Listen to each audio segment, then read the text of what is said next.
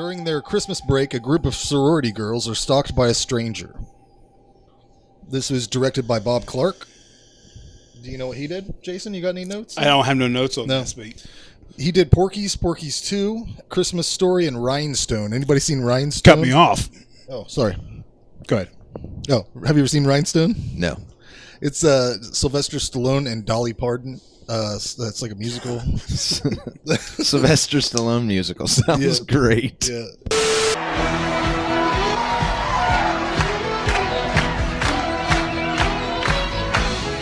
All right.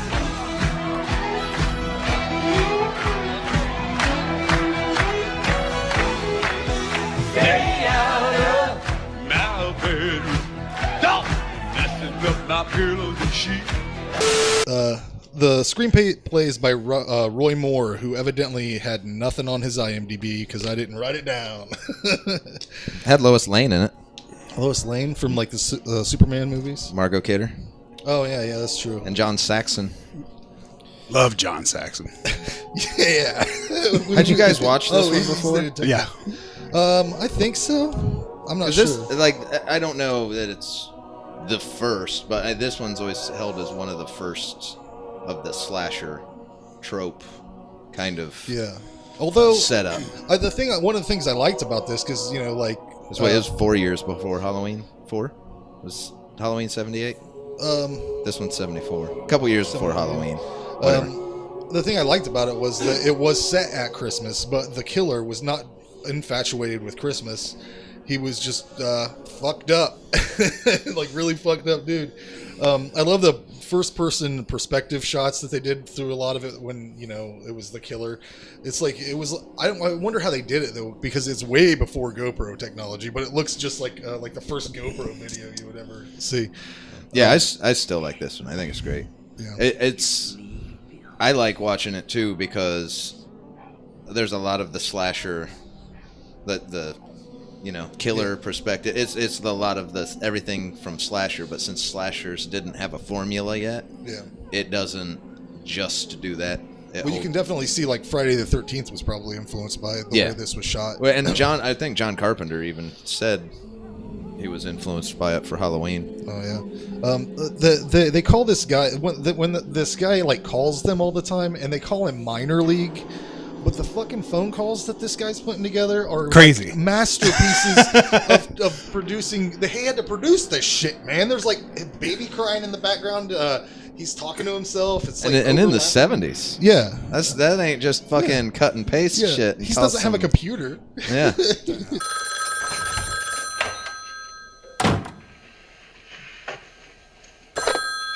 Hello? Hello? Who is this?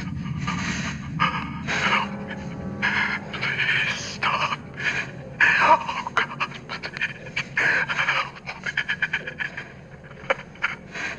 What do you want? Why are you doing this? Let me, Billy. I know you're doing this, Billy. Your answer is Billy. Who are you? For God's sake, what are you doing? I know what you did, Billy. Filthy Billy. Billy. Billy. Billy. Stop this.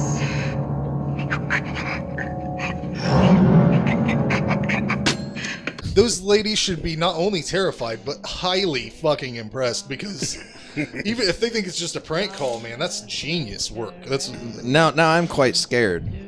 But the quality you've done putting this together, fantastic. For sure. He might, if he got the appreciation, might not even wanted to kill people.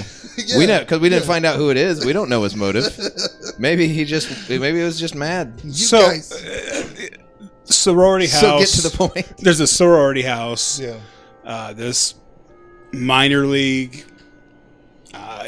Would you call him like he's not always being sexual? There's some sexual noises going on, but he says like, "What you put the baby? You put the baby." he's tormenting these girls. And then that's where it kind of takes off. What is the motive? You don't find out because you never find out who he is. Yeah, that's the cool part about it. I don't really need one. No. to be No. honest. When he kills the girl and puts the plastic over her head, like that shot right there, that's as good as anything in horror there is. That shot right there. I mean, just you could give him credit for knowing ahead of time what that shot was going to be, but now looking on it now, that's beautiful. This movie is beautiful. Yeah. It starts right from the get go. Silent Night. Yeah. For the when the movies start, they're playing Silent Night. I love everything about it. I love the music. I think it holds up really well. Yeah. And also was cool for me was this was my first time viewing the Scream Factory release, and it's 2K restoration. It's beautiful. So that was really cool too. I think that if you could smell this movie, it would smell like cedarwood, Virginia Slims, and like whiskey, because that's like they just are drinking constantly. I like the atmosphere. Yeah, it was moody I as shit. really love like the college slashers. Yeah, I love that. And doing a serious horror movie and keeping comedy in it, I always thought this one is a good example of how it's done perfectly. There's funny stuff in it, Right. but it's not laugh out loud funny. It's just at the right moments. It's just like when she's when the one girl with the bag over her head, when her dad comes, he's trying to find her, and he's talking to whoever the lady that watches him is, and like she's doing the hand over the people making the peace sign while having sex, kind of just the small stuff. And her, I mean, she's obviously the comic relief. She's goofy, she's funny, but it doesn't take you out of all the acting. I thought was great too. Yeah. Great acting, great music, atmosphere, had everything for me. The kill scene with the glass unicorn, and it was panning back and forth between the kids singing Christmas carols, and like just the shots in that segment were fucking artwork. Like it was beautiful. The probably the well best, shot. A lot of best scene in the movie. Like I swear it has some like the ass shot on Texas Chainsaw. Where she's walking up to the house. Like that's an iconic shot. And I think this movie's loaded with 3 or 4 of them. Yeah, I gave this an 8 out of 10. There was it was a little bit long at places, like the turtle sex scene was pointless. And then when the guy was bashing the piano, I was like, this is pointless exposition that doesn't need to be. He had made his point. He was frustrated. He's mad, man. That turtle sex scene could have been completely eliminated. What do you got against turtle sex? Well, it was just, it was have you ever heard that noise? You seen that video? that noise that turtle's making? You guys seen it? I don't know. Go on YouTube. Miller's like, let me tell you about fucking the turtle noise. sex. Oh my god, I can't believe you haven't seen it. Okay, well here, I'll put it right here. Yes.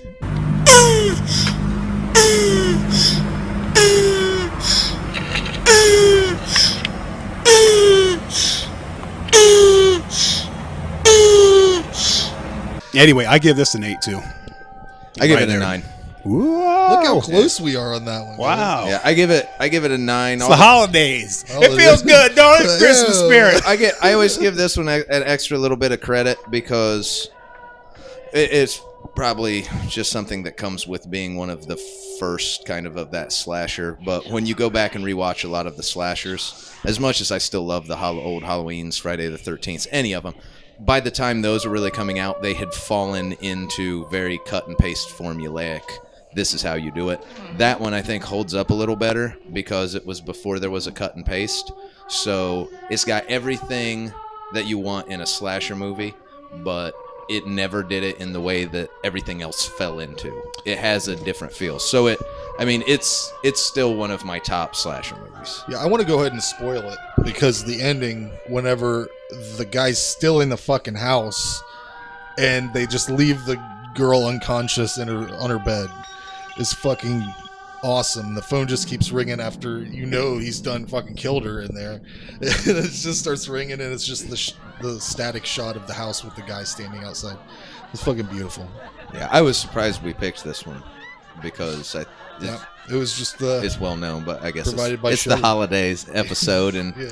how many There's definitely a lot of good Christmas ones out there. We could have done more, but Yeah, I saw some on Netflix. That I wasn't popped up gonna- this was recently. easy. Yeah, I wasn't going to complain because you guys Frank said we're gonna watch it, and I was like, yeah, I want to watch that. Yeah. It's Christmas. Let's travel into the year of 2010 with Sint, the Saint, or Saint Nick, whatever you want to call it. I'm sure there was about you can keep there was about 15 other different names for it, but a horror film that depicts Saint Nicholas as a murderous bishop who kidnaps and murders children when there is a full moon on December 5th. Written and directed by Dick Maas. How's that name, Randy? M-A-A-S. That sounds made up. Mass. Dickmas. I'm Dick Mass. Yeah, there's no credit that I recognized on IMDb, but if you check this dude out, if you look at Dick Maas, M-A-A-S, if you look him up on IMDb, he looks like that JP dude from Grandma's Boy. You know what I'm talking about? The guy in the long trench. He's got like a trench coat. The trench coat. Grandma's Boy. They tested video games. Is he the robot? The guy's got robot legs. Yeah, I've got robot ears. You wouldn't understand it. He's listening to techno. That guy. Yeah. Anyways, or he looks like he's in the Matrix. There you go. He looks like Keanu Reeves in the Matrix. But how the fuck did this detective guy get a job as a detective when he's this goddamn crazy and he shoots his gun off 4 or 5 times into a present and he's obsessed with Santa Claus and he's like, he saw his whole family die by Santa Claus's hand? How's he get a job? That doesn't matter. Okay, well, I'm just wondering. Because he doesn't even get and there's no repercussions at all for him to just blast off these fucking rounds in the office. One of the funniest things about this, the dub in this movie, is that it seems like they had a problem getting the proper sounding actors for the different people. Because there's a part where the grizzled old detective dude is on the phone. He sounds like a 25. Wait a minute. Did you watch this in English? Yeah. No. Well, I should have told you. No. That's just how it played on the English Amazon. Oh. Shit. No, the English dub. I believe it had subtitles going too. I don't know. You need to watch it in Dutch. But I'm just saying that English subtitles. They had a little kid that he's fighting with his sister, and he sounded like the same voice that they used on this old dude, like the English dub. Yeah, don't ever watch it. I guess I always get annoyed with that, so I always do what Jason said. I watch foreign films with this one's subtitles. real bad. Yeah. There's great gore effects in this movie, whether it's a face getting chopped or a knife coming through a dude's mouth. It's all really graphic. They're not afraid to show it on the screen. The whole thing about the Black Pete's seems a little bit racist. I don't know. Seems a little racist. The what? The Black Pete's. The guys that go around with Saint Nick and they're like they charcoal dudes, and then the guys that are playing dressed up as them are literally wearing blackface. But they didn't really even look like black dudes to me. They look like dirty ass chimney sweep demons or something. But the one guy says that they look like one of them looked like 50 Cent and one of them looked like Will Smith. Maybe that wasn't. Maybe that was just in the dub. Maybe that was just in the dub, man. I didn't catch that. It was a solid soundtrack, nothing exceptional, but it was very effective. You gotta watch it. Go watch it again. Yeah, I like the movie a lot. Yeah. But you But guys, it's even better, you right? guys both recently watched Santa's Sleigh, right? You Yeah. did you buy it? Yeah. Well, And you watched it for I watched it, Schlockfest. yeah. Who do you? Well, you don't know this movie. I was gonna say, who do you think would win in a battle? Like, it's this guy. yeah, Saint. he's definitely. I saw the cover for this. This guy looks Yeah. scarier than Goldberg. He's Good. I mean, definitely- Goldberg's a big wrestler, Santa, but Yeah. he's not this dude. Well, fuck, this dude takes his staff and like sticks it in a dude's neck and spins it all the way around and decapitates him. It's fucking wicked. He's good. I hate it when people in these movies don't believe something that handfuls of people have seen. When the cops come and there's a cop car and it's smashed in because a horse fell on it, all they have to do is go up to those gay dude's apartment who this horse and Santa Claus fell through their roof while they're having wine. and because they probably already reported, hello, yeah, we're two gay dudes just having this wine party, and a horse and Santa Claus just broke through our whole fucking apartment. That's been reported. I promise it, because they didn't die. Those guys didn't die. And nobody believes it. Pfft, it's Saint Nick. Pfft, whatever. Black Pete's, they're like killing people all over town. But yeah, this was a really fucking well done thing. I didn't know what I was getting into. It's a well done thing. It's a well done thing, man. Just listen to him. Just let's take it from me. It's a well done thing. It's just nice to have a different take on Saint Nick or Santa Claus, even in a horror movie, because it's always just a guy that's a killer or, you know, something lame. But he even has a schooner, Ray. He has a schooner. Well, That's what they called it. I don't, yeah, but it's a great movie. 10 out of 10. 10 out of 10. 10 out of 10. I liked it a lot. Yeah, good Christmas horror from the Netherlands. I have wrote down here. I should have told you. Don't watch this movie in English. I think that goes for most movies, but this one's bad. And I think from now on, I will never call you Frank again. I don't know why I never thought of Frank. Because that's the way every time they said that guy's name, I was like, Frank. I'm never calling him Frank again. It's Frank. I'll have to watch this with just the original recipe. Yeah, I should have told you. No, it's good. It's funny. It's action packed. Like there's a lot of stuff going on in here. It's like a holiday zombie slasher. Yeah. Like that's just weird. And their take or their tradition or whatever. What is it? December 5th. Yeah. December 5th on a full moon. This Every 35 years or so. Sint Claus comes in and he just kills. He kills everyone. It don't matter Yeah. if it's good or bad. I like seeing another country's tradition with that. Looks good. Lots of cool shots of, what are we calling this guy? Saint Nick. Like it's backlit. Yeah. So it's just his shape, his form. Right. He's got his bishop hat. He makes a fucking entrance. Yeah, like it's lots of cool shots like that. It's shot really well. I like the story, the tradition. It's one of my favorite Christmas movies. I gave it an 8. nice. It sounds good. I will Watch check it this out. for sure. And don't do English. No, I won't do that. I have the bad review, so 1 out of 10. This guy gave it. He said it was absolutely terrible. One of the worst movies he had ever seen. It says, I'm not quite sure what to say here. The story is terrible and absurd. It's not funny. The acting is horrendous and laughable. When was this supposed to be funny? The special effects. It says the special effects are so bad that a high schooler could probably do better. Oh, you're crazy. Plot holes litter the entire film. It's truly difficult to watch more than 20 minutes of this movie. It was free on fear.net, so I figured I'd give it a chance, but I wasted 2 hours of my life with garbage. Fear.net. Maybe the makers intended this to be some sort of comedy, but I didn't find it funny at all.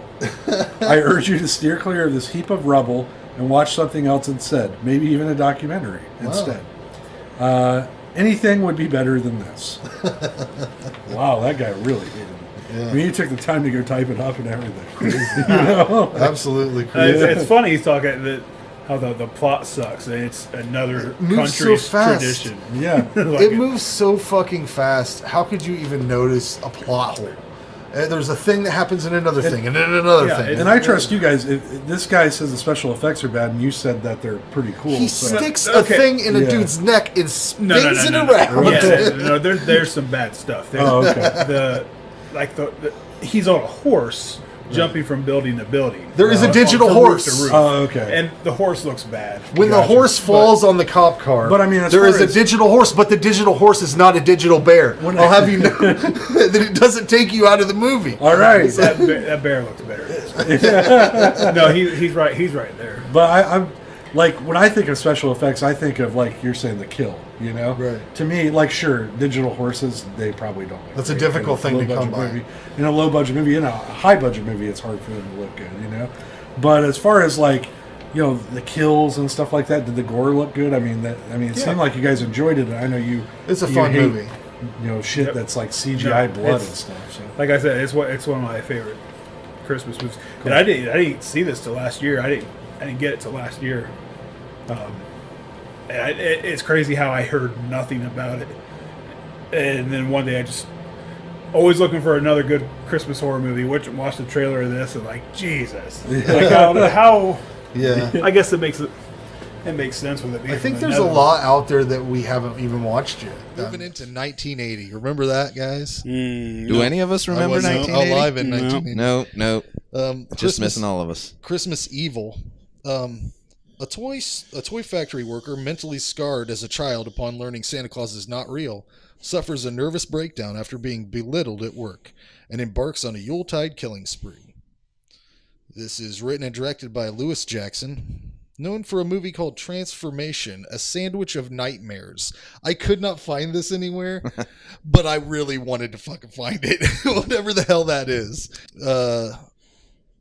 He also plays a bartender. The director plays a bartender at the Christmas party in the office. And this movie was made because of Halloween. The success of Halloween allowed this to be made. They were sitting on it for quite a while. Little fact here, Fiona Apple's dad is the guy, is the killer. No idea. Fiona Apple? Yeah, I know Fiona. I know Fiona. Yeah. Her dad is the killer dude. Oh. You can go sprinkle that one around. Yeah, to just the go tell that to unsuspecting people, public. up Hey. at work. Hey, how's it going? Hey, Let me this tell you one's something. this was also known as "You Better Watch Out." Yeah, that's what it said on the fucking when you watch Yeah, it. I didn't know that. I wonder why they changed it. What do you think? I don't know. Whenever I think that the dude's so fucked up because whenever he not only finds out that Santa isn't real, he finds out that his dad is like a real weird leg guy. That's like, like really, yeah, like that's all. It was really, it was really fucked up, wasn't it? You would think he would have been finally onto something else at some point, but no. I think if he would have just found out one of the two things, he probably wouldn't have been insane. I really liked it when he was rocking back and forth and singing violently the Christmas songs to himself. That was pretty funny. Any highlights from you guys? What do you got? I think what's the main actor's name? His name is Did we get that? Brandon Maggart. Brandon Maggart. I think the job he did as his character is the best part of the movie. Yeah. This movie wasn't one that. It's not awful. It's not like I sat there being like, oh dear God, please end. But it didn't really. There's not a lot that hits on it. He did a good job though. Well, the movie is mostly just him, and the first kill scene when he stabs the guy through the eyeball with is it a soldier, like a sword? Yeah. There are like the scene outside the church. Mm-hmm. That's a good one. Will you tell our viewers if you've just arrived? How was the trip down? Oh, and I see you've given up your reindeer for more modern wheels. And the suit, too. Oh, excellent. Just ravishing. Who does that tailoring? Come now, sir. Haven't you had enough? I have something for you. I have superlative taste.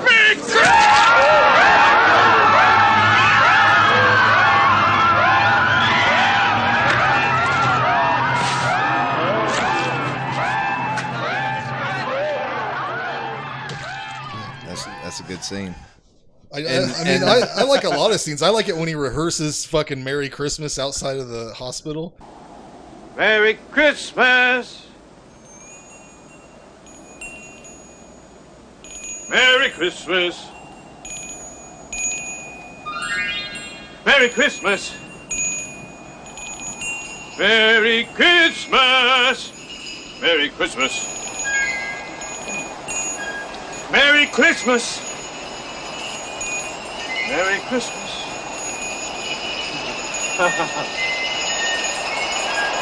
Merry Christmas! Merry Christmas! Where did you come from? That's great. He has quite a few good scenes, but there's not a lot else in the movie. If it's not him in a cool scene, there's whatever you're watching is just kind of. I think my favorite scene overall is the end, whenever his brother falls down what is clearly like a bedspread covered in fake snow. Yeah, the fake snow in it's just a big blanket. And then he flies off into the moon. Yeah, the end. The end is something. It's something. I love this movie. The beginning, the Santa Claus and that mom scene. If I would have seen my mom, or what was it? Is it the kid's mom or was it the kid's dad? It was a mom and dad. Yeah, it was both. His dad dressed as They Santa. saw Santa come down the chimney and everything. If I would have seen that, my life would have been wrecked. And then another thing that kind of caught my attention to kind of let me know what year we're living in. Like there was when the mom slaps that boy in the face, I was like, oh. Boy, they did. They did now. Right? And then they said the hospital for retarded children. Oh yeah. Like if we would say that stuff now, We'd be in some trouble. I love this movie. That was one of the things that really missed for me. For as messed up and believably, like I said, I like the actors. I like the actor's performance. For as believably, he's already said that. Did he? I don't know. Repeating. For as believable as his performance was, the first scene of why he's so it missed for me. I mean, seeing how that was messed up. How did that not? How? What do you mean miss? You can't put yourself in the place of that kid. I can, but like now, if you saw your mom and dad, Jared, you've been messed up. I'm not saying you're gonna go out and kill people, but you'd be messed up. Like that was a great scene. I think they should have gave him some better motivation other than watching Santa hug his. I don't think you need any more. I could have used a little bit more blood on that throat cut at the one point. I mean, he slit this dude's throat, and there was like nothing. It was like a scratch, and he just dead. But I will watch this movie again. It was good, like a good seasonal vibe, and I like that tone of movie. Yeah, even if they're not great, this is just a good movie to watch at Christmas time. So I gave it a 7 out of 10. I gave it an 8. I gave it a 5. Woo, Jared down low.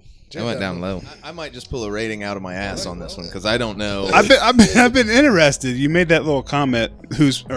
Question? Whose pick was Rare Exports? Yeah, it got me. Yeah, like I was. Didn't see that coming, did you? That is true. Rare Exports. Come on, what are we doing now? Hit it up. In the depths of the Korvattunturi Mountains, Finland. 486 meters deep lies the closest ever guarded secret. Finish. What? What? Finish. The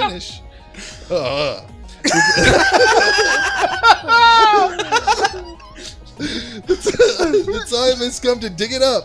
The Christmas everyone will believe in, Santa Claus. Oh, okay. So they find something in a mountain. I'm thinking that this. They find something in a mountain. I'm thinking that this synopsis here was. Say it into the mic. Was translated. It was translated. Anyways, let's just start that all over again, Frank. Give that one a go again. Leave that one in. I'm leaving it in. You find out that in a mountain in Finland that Santa's buried underneath. They've discovered a guy has hired a digging crew to come in and dig it up. The real Santa Claus, not that Santa. Coca-Cola bullshit. Not that fucking that lied to us. 2-bit asshole with the rosy cheeks. But one real kid, Santa that ripped little kids to pieces if they were bad. One kid figures out what's going on, and Petre. What's his name? Petre. I'll tell you what, man, that kid goes running around out in that snow without no pants on, like it ain't shit. Yeah. He don't give 2 fucks. Fucking wolf pits everywhere. Tidy whities. Them people know how to handle cold. Wolf pits all over the place. I thoroughly enjoyed this movie overall. I don't think that the penises at the end were necessary. Jump right to the penis. Huh? You can't fucking put a bunch of naked old men in the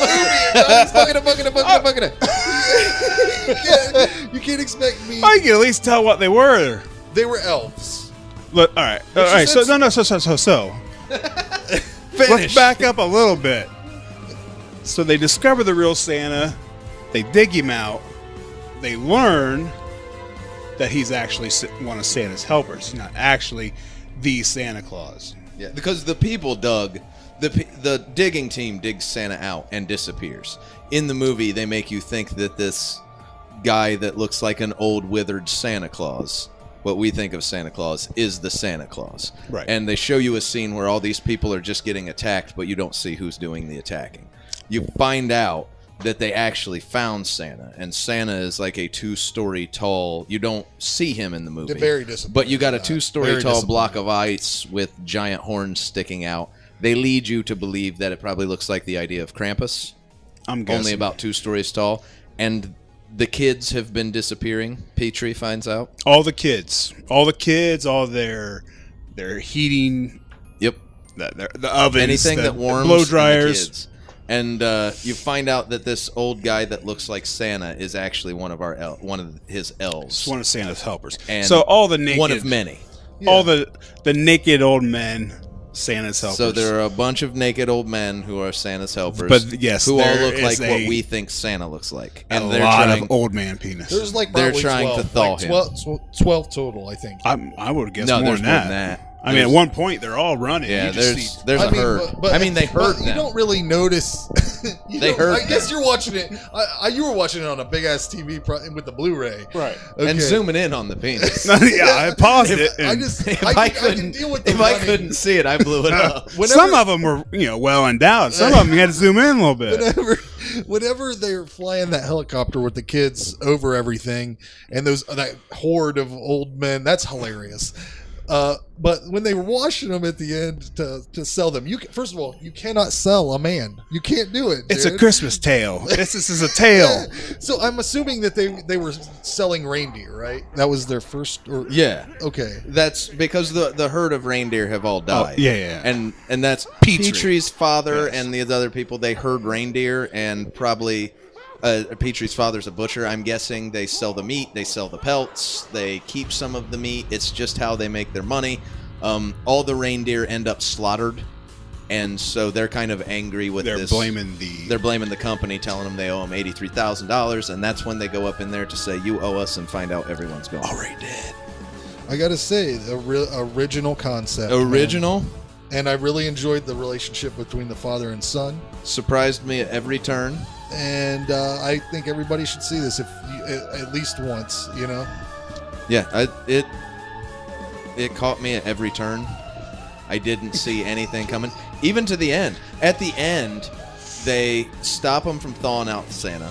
They blow him up and cut the horns off, I'm guessing, to sell. They're only, like Petrie's father and the other guys, their only motivation is just to get the money back that they lost on the reindeer being slaughtered. And they herd all these Santa's elves that look like Santa into their reindeer fence, and and then blow Santa up. And I'm thinking, okay, and once Santa blows up, the elves are no longer trying to get the kids anymore or do anything. So I'm thinking, okay, this is where you end. But then let's not leave out the whole ending. Then another surprise. They spend the next year training all of the Santa's helpers to be Santas, to sell them, and then crate them up and sell them all over the world. I like how that's how he's validating. It's a tale, man. It's a Christmas tale. You can do anything you want. I liked it a lot. Everybody should see it. 7 out of 10 for me. Yeah, I'm gonna go. I found it hard to rate.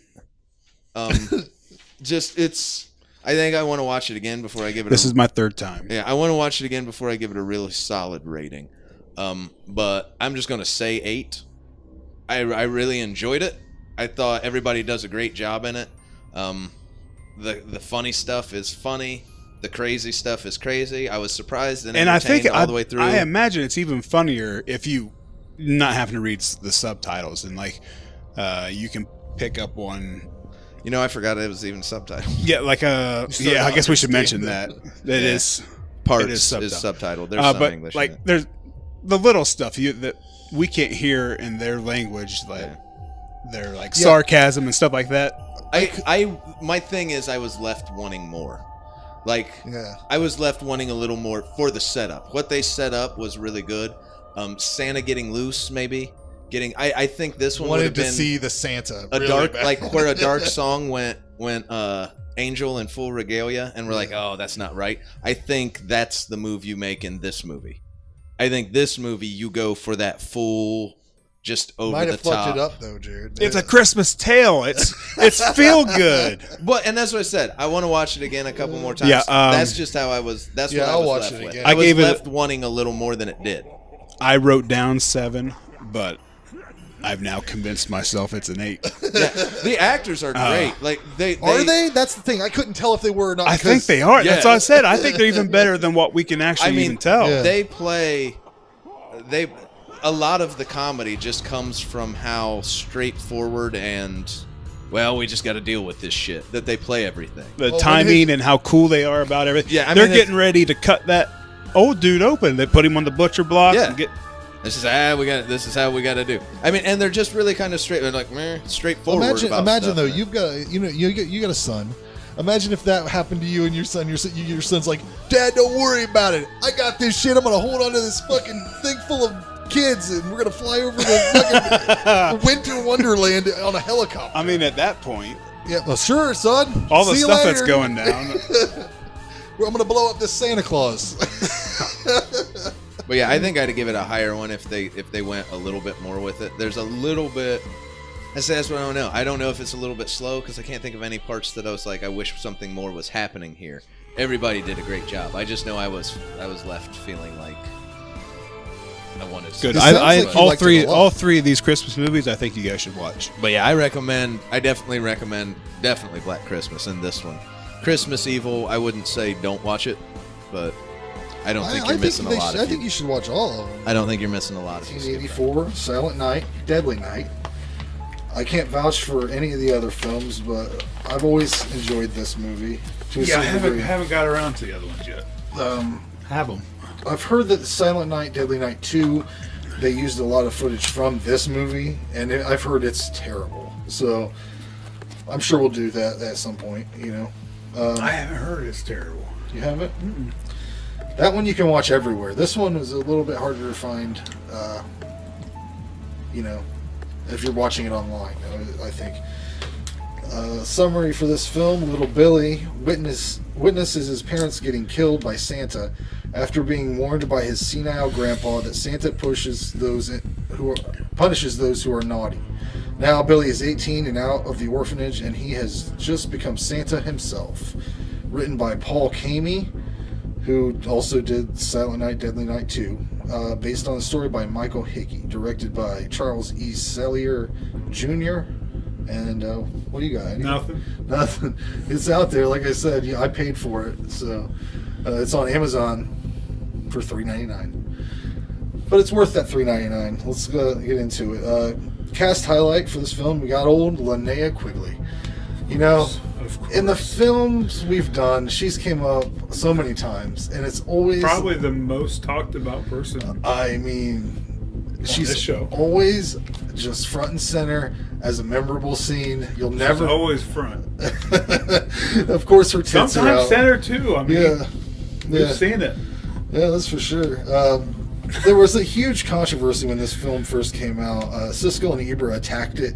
They attacked the filmmakers. Our X-ray subject this week: the controversial Santa Claus killer movie, Silent Night, Deadly Night. Actually, there have been 2 controversies about Silent Night, Deadly Night.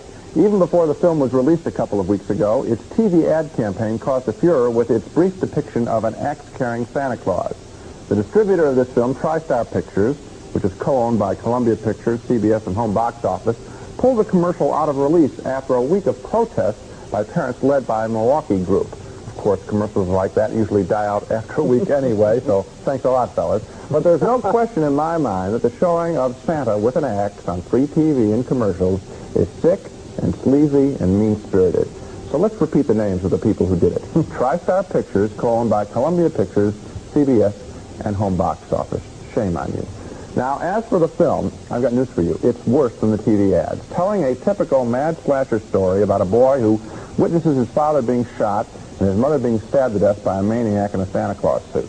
So now the traumatized kid grows up and is asked to work in a toy store as Santa one Christmas, and it freaks him out. He impales one naked girl on a set of antlers, spears another woman with a bow and arrow, and another with a knife, and yet we even see Santa give one little girl a bloody knife as a gift and threaten another little girl with physical punishment as he sits on his lap. You might think that it would be funny, Roger, or it's played as quite sick in the film. So let me repeat the names of the writer and director and producers of this film. Michael Hickey wrote the film, Charles E. Sellier Jr. directed it, and Ira Richard Barmack produced it. You people have nothing to be proud of, even if you made a few bucks off of all the negative publicity. Your profits truly are blood money. And Silent Night, Deadly Night now has the distinction of joining I Spit on Your Grave as one of the two most contemptible films I've seen. And I don't mean to think it's campy. It really is quite awful. And a group called Mothers Against Movie Madness, MAM, were brought on the Donahue for a full hour on Donahue to discuss their disgust and the ad campaign, because it's a murderous Santa Claus, you know. The first thing you notice is the wonderful soundtrack. It's great. I love it. Perry Botkins improvised the score. He got a Betamax tape. We kept recording over his own tracks at home, and you got a great soundtrack. This movie was made in a time where it was totally acceptable to just hold your loose baby in the front seat of a car. I asked my mom and dad. She said that they did it. She absolutely did it with us, and that's crazy. What else? Something car seats. Yeah. Like I forget what she said. So something about car seats. Like we didn't have boosters and stuff like that. Well, I've seen old devices for kids in cars that are just like a strap that you would tie onto the kid. So basically, if you got in a wreck, they would just ping pong around on this rope. They wouldn't fly out of the car. The nuns at this home that Billy's staying at don't really seem to give a shit about his mental trauma. They're not really dealing with how he had... I mean, the scene at the beginning of this movie where this kid's parents gets killed by Santa is rough. It's brutal. I mean, yeah. He fucking tears the mom's shirt, scene. Slits her throat, right? And I mean, and then, you know, they eventually... did they ever bring his brother back? His brother was the baby in the car. And then they show him a little bit later. What happens to him? He doesn't show up again? I don't know. Because at first I was like, they didn't show me where the baby went. What happened to the baby? Because, you know, they cut to the fucking opening sequence there. And then later on, this kid comes out as being his brother. And he just disappears. Oh, I don't know. Whatever. I'm going to get lost in a train of thought. Oh god, there were a couple scenes I wish I could. There are a couple scenes in this film that took me out of it a little bit. The unusual, unneeded comical stuff. I don't even know if it was on purpose, but there's a scene where Billy's watching a couple have sex through a keyhole, and this guy's honking the boob, it's a full honk. And there's a scene where Billy, when he's 10, cold cocks this adult man who's dressed as Santa Claus. Is he dressed as Santa Claus? Is that what it was? Yeah. Yeah. And knocks him toppling over. That made me laugh. And I don't know if it was on purpose or not, but there's a lot of dark stuff in this. And they have a montage when he's working at the toy store. It's that was you know, it's got this song playing. I'm looking for the warm side of the door, where the fire's bright and it's burning every night.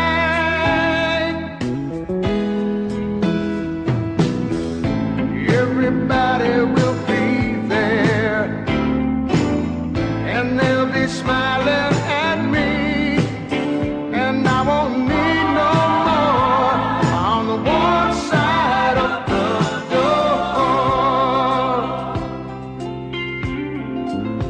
My brother's there on the warm side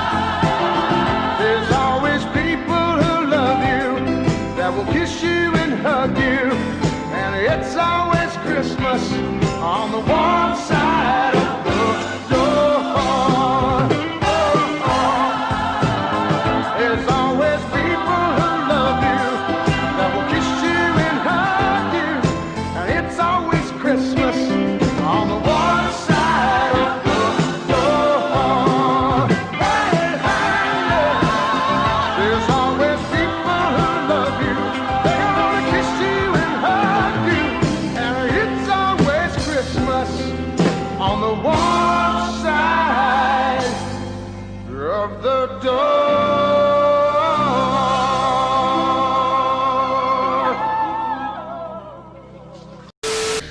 It sounded like it was like a sitcom. Like, took me out of it. But, you know, the grandpa at the beginning's creepy as fuck. He looked really familiar. I forgot to look him up. I didn't even manage to do that. I thought all the death sequences are really effective, especially for 1984. The most memorable scene is, of course, Linnea Quigley's on the deer antlers. Yep. Great kill. This is really a modern classic. I think that Billy has kind of got like a Ted Bundy attitude about him. It's one of my favorite Linnea Quigley films, right next to Return of the Living Dead.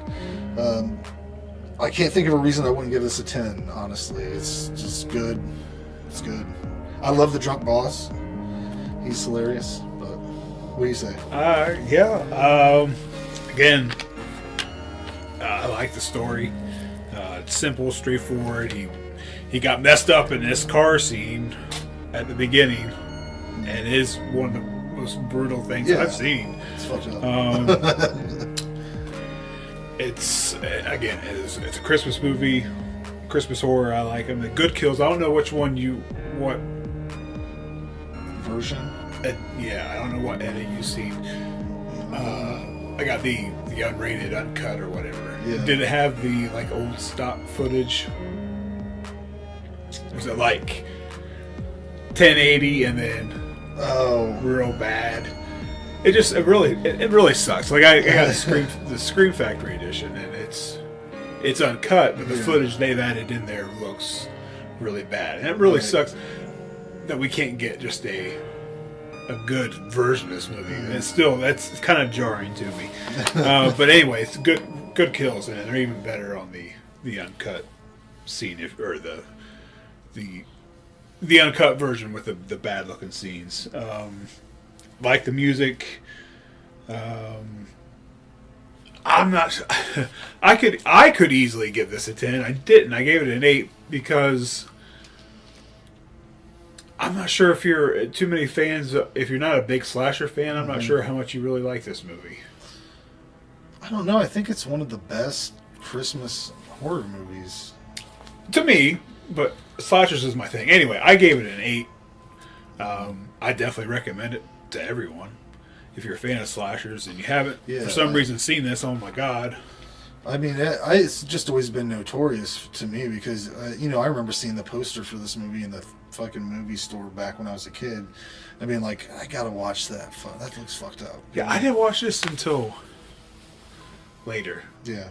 I was probably in my 20s when I first seen this. Yeah, I know that Bill Moseley is in one of the sequels. The Toy Maker, maybe? I'm not sure. We'll have to check them out. I own them. Haven't you got watched all of them? Yeah, I got. Well, the first 2 are Scream Factory editions, and then 3, 4, and 5 is on a DVD set. I picked them up. Haven't watched them yet. Yeah, but haven't seen 2 yet. 2008, The Children. Oh, yeah. Oh. A relaxing Christmas vacation turns into a terrifying fight for survival as the children begin to turn on their parents. Directed by Tom Shankland, known for The Killing Gene and The Missing, as well as directing episodes of shows like Luke Cage, Punisher, and the upcoming TV adaptation of Les Miserables. Writers Paul Andrew Williams, known for writing and directing The Cottage. And Tom Shankland. Do you have any additional details on this? I also saw by that Shankland, the Punisher. Oh yeah. Director. Tagline: "You brought them into this world, now they will take you out." Distributed by Vertigo Films and Ghost House Underground, and it's released on Blu-ray by Ghost House, but I don't know how long that's been out, but it's out there already. Right. I truly dislike both sets of parents, and I'm glad the creepy uncle died before he fucked the teenage girl, because there was really there was going to be. He was trying. He was getting there. he started to build something with her.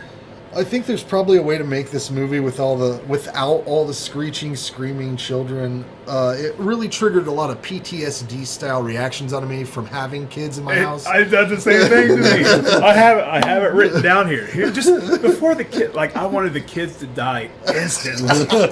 Like the movie barely got going, and just them being loud and screaming and running around and just being kids. But I wanted to write into. I would have stopped at that. I wanted to write into old Tom Shankland and be like, "Hey, Mr. Shankland, as a parent, stop it." It was horrifying. Yeah. That part alone was horrifying. I really liked the score. It was a lot of tension building themes with like a really wintry kind of like tinklings and reminded me actually of the Ice Storm. Do you remember that movie?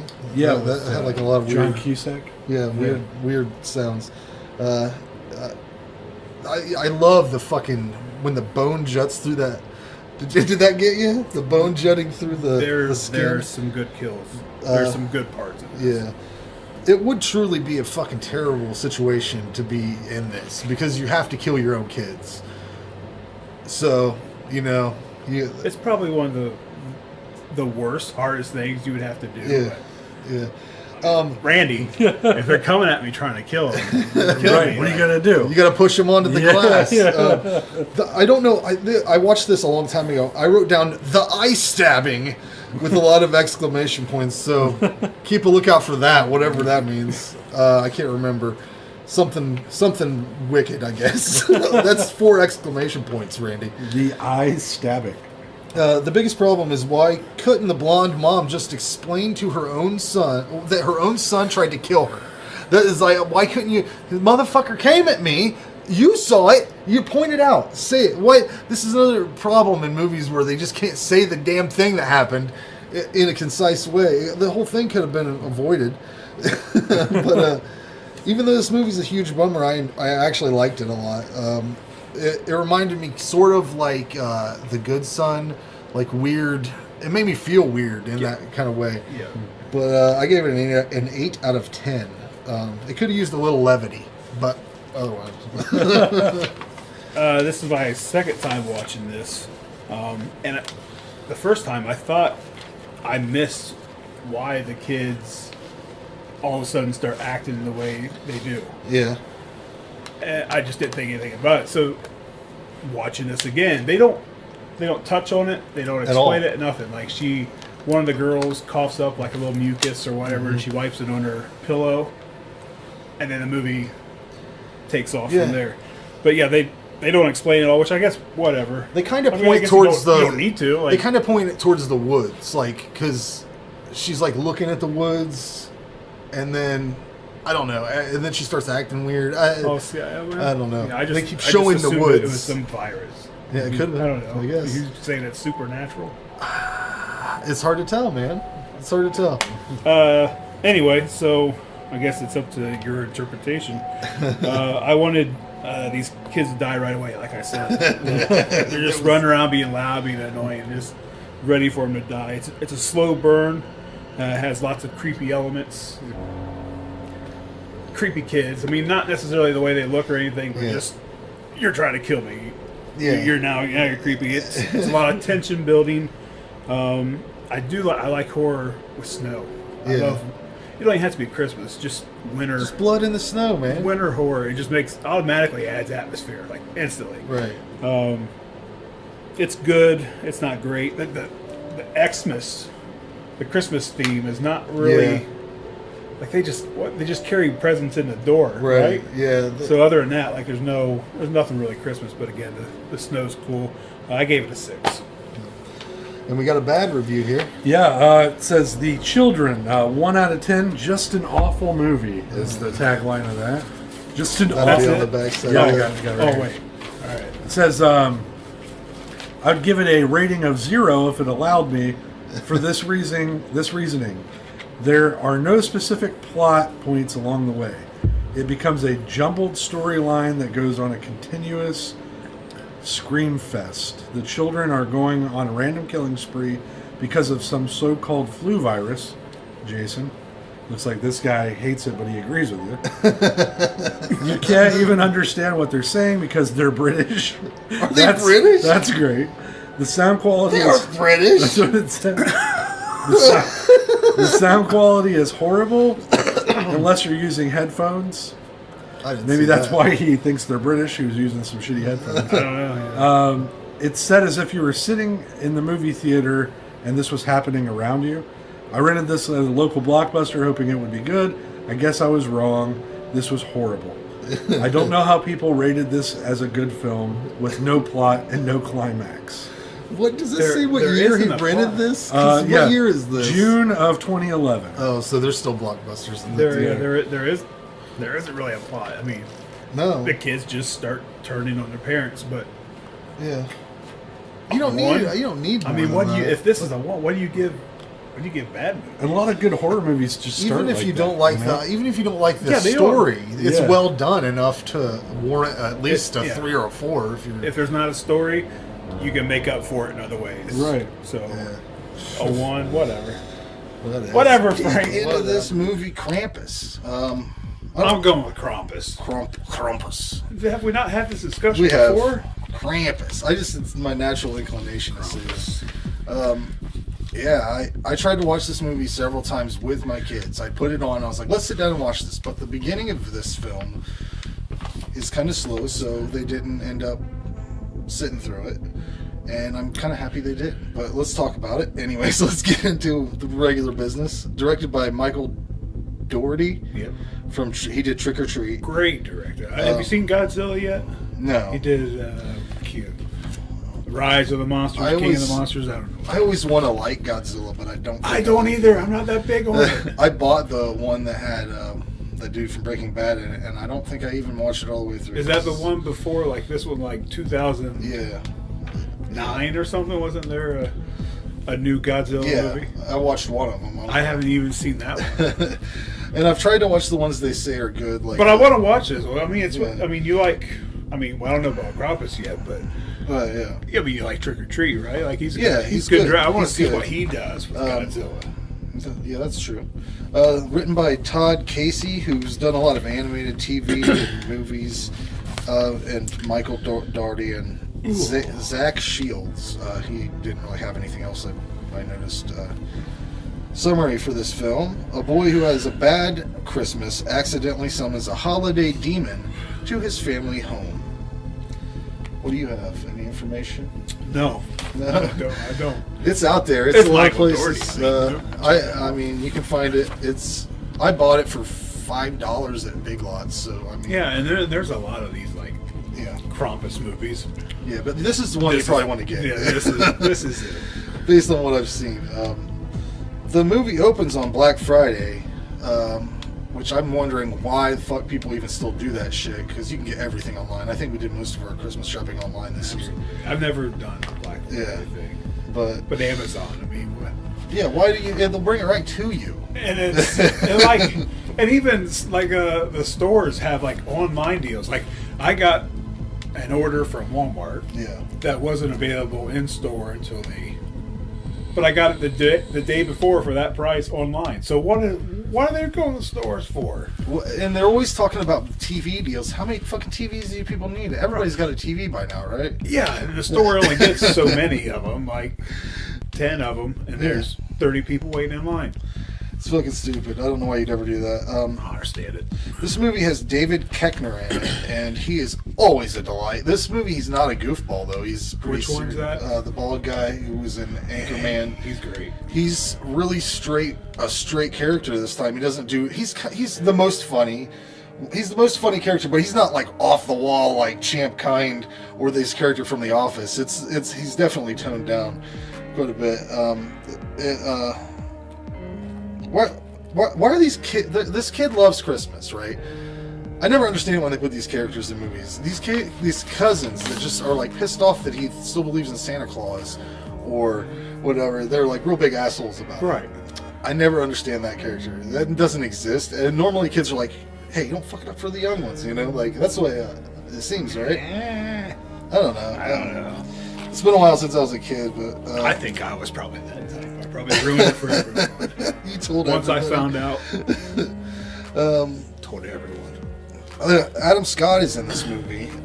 If you don't know who he's from Parks and Rec, of several other things. He has some hilarious podcasts.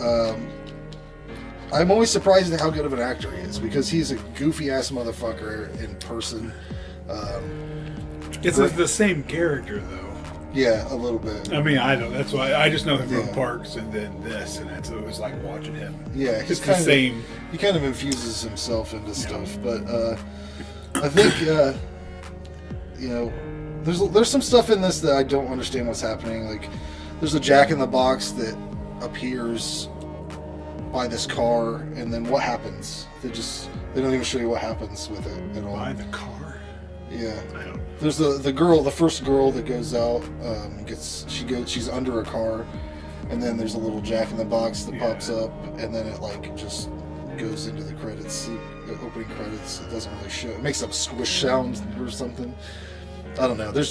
I know they're doing it to get a PG-13. There's like some stuff that like they don't go into detail about. But for a PG-13 movie, this is fucking got some crazy shit. I think if I was a kid and I saw this, it would fuck me up for my nightmares. So the first time I seen this, it was PG-13, so I'm like, well, like I didn't want to go. I didn't feel like going by myself, so I asked my parents. I took my parents to go see this. Oh my god! How'd that go? And I had no idea. Like I thought I was watching like a serious, straightforward, like scary Christmas horror movie, and then all of a sudden those like gingerbread men start, but like pops down the chimney. I'm like, what? Like this movie just took like a sharp right for what I was expecting. It's so. But anyway, dark. all the Jack in the Box upstairs. That the thing, big, that with the thing's predator jaws. bad. Yes. Yeah, that's great. Yeah, the design for Krampus is amazing. It's like a monster Him wearing a jumping Santa from face. roof to roof. That's CGI done well. Is terrifying. It's CGI done really well. It's but then it's like a monster underneath this Santa Claus mask, and it's just fucking terrifying. If I saw that as a kid, yes. I mean, the vibe of this movie, for me, felt a lot like if you combined how the movie The Thing makes you feel, with the snow and the isolation, along with Night of the Living Dead, where you're trapped in a house. They did a great job making it. It feels cold. You feel the cold. Yeah, the whole the time atmosphere is great. They have to trudge through the storm and stuff. It's great. The snowmen, snowmen, those are creepy. Yeah, they have a nice little animated segment in the middle where they tell the story of Krampus, and that's enjoyable as well. And that can go both ways, That can be really bad when they do that kind of shit, or like this is fucking excellent. I wonder why we haven't heard of Krampus until like recently. Like, why wasn't this a thing when we were kids? Why didn't we know about it? It's because this shit would have terrified me. I know it would have fucked my Christmas every year. Well, my oldest boy, he's watched this a couple times with me, but my youngest hasn't ever. We were just in the living room the other day. We started because like December 5th is like Krampus Day or something like that, and I told him that we missed it, and somehow my youngest knows kind of the story.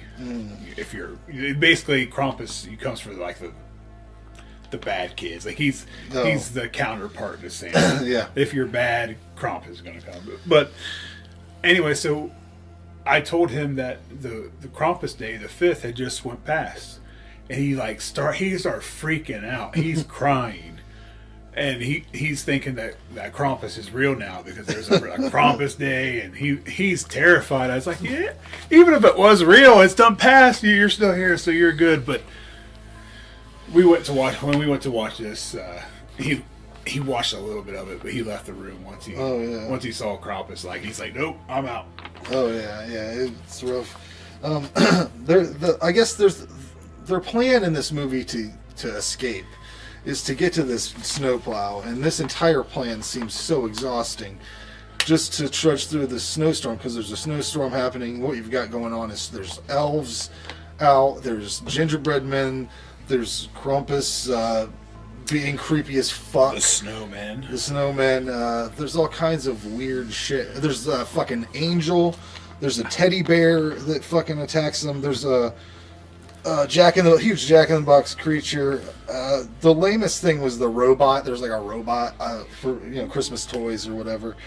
The entire last act of this movie is fucking crazy.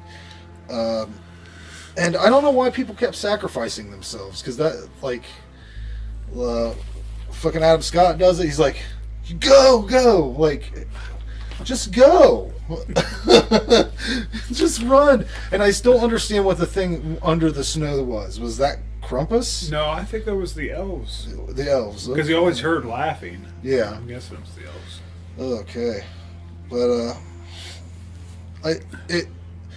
I thought this was going to be like a redemptive ending, and then they fuck you up. Yeah. It's a spoiler alert. If you don't want to know what happens at the end, I'm going to talk about it right now. They essentially, this kid sacrifices himself in hopes that it'll give him back his family and stuff, and they kind of do that cookie cutter. He wants Krampus to take him in. Yeah, he like jumps into this free his family hell pit or whatever.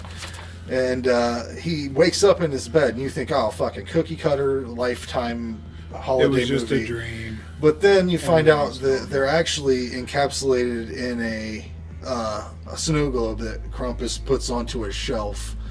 It's fucking. I was like, yeah, "That's dark." They see the bell, and then they're all looking at each other like they remembered. Yeah, they heard the things they said and things that happened, and they like all came back to him, and then. But yeah, they're in the snow globe. Yeah. So what happens to him now? What's he do with these snow globes? Let's find out.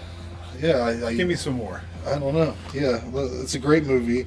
I don't know. Great character. You could give me another one. Oh yeah, you could do this forever. I don't know how I couldn't give it a 10. It's just that fucking good. So I highly recommend. Even after we've given the plot of the movie away and everything, watch it because it's worth your time. What do you say? Yeah, I mean, we touched on just about everything. It's one of my favorite Christmas horror movies. Krampus looks great. Like I said, him jumping from roof to roof, and I watched this on my surround sound, and the music in this. The music's great. Oh yeah, like the music is a whole other aspect of the movie. Feels cold with the atmosphere. There's some CG, like the gingerbread. It's done man. really well, though. Even though that is kind of cartoony, it's twisted enough to where it's like, that's fucked up. Yeah, but a lot of practical effects, a lot of puppets and puppetry. Yeah, one of those gingerbread men, by the way, was fucking Seth Green. Did the voice for it. Okay. Just a little fact for you. Yeah. So I mean, I like the Krampus character. I like the story. I think it's great. Great cast. Liked all the characters. The humor. Mm-hmm. It's got it all. It's creepy. It's Christmas. I love it. 10 out of 10. There you go. You can't get more recommended than that. And this is one I hadn't seen either, from 2015, A Christmas Horror Story. Interwoven stories that take place on Christmas Eve, as told by one festive radio host. A family brings home more than a Christmas tree. A student documentary Careful. becomes a living nightmare. A Christmas spirit terrorizes, and Santa slays evil. Directed by Grant Harvey, Stephen Hoban, and Brett Sullivan. All have extensive IMDb credits, but they all three worked on the Ginger Snaps franchise, which is they set this movie in the town that Ginger Snaps happened in. So that Stephen Hoban, he also, I think he was the director on the Black Christmas from 2000. Yeah, I think I saw that. Splice. That's a pretty good one. Yeah, go ahead. This is written by 5 different writers, but I'm not stumbling through those names. I know myself. I know who I am. Do you have any additional details? Well, for writers, I wrote down a bunch. Tagline, you better watch out. Distributed by Image Entertainment and RLJ Entertainment. And on Blu-ray, it was released by Image in 2015. Cast highlight: William Shatner plays the radio host Dangerous Dan, so that's delightful through this whole fucking movie. The guy that plays Santa Claus, I was like, where the fuck have I seen this dude at? And it was from Meatballs 3. I don't know if anybody's ever seen that one. I would have recognized it. Meatballs 3 is a weird one. It's got that guy that used to be on Grey's Anatomy. What's his name? He was McSexy or whatever. Well, yeah. It's, McDreamy. Oh, God. He was also in Can't Buy Me Love. Yeah. The original. Patrick Duffy? No, that's no. Whatever. Yeah. But that guy plays Mean Gene in Meatballs 3. He's also the voice of the Beast on X-Men. And he's in a million biker things because he just looks like a biker. I mean, if they would have just made this a straight Santa Claus movie, they could have made millions of dollars off the way they set up the North Pole at the beginning, because it looked better than any fucking family film I've ever seen in my life. But they turned this into a zombie story. The elves become zombies. It's good and fun. It's fun. And it's a really smooth anthology movie. Jared always complains about anthology movies feeling broken and cut up, but this one was so perfectly crafted that, like, Shatner comes in, introduces the whole. It just works so well, and it wraps up perfectly at the end.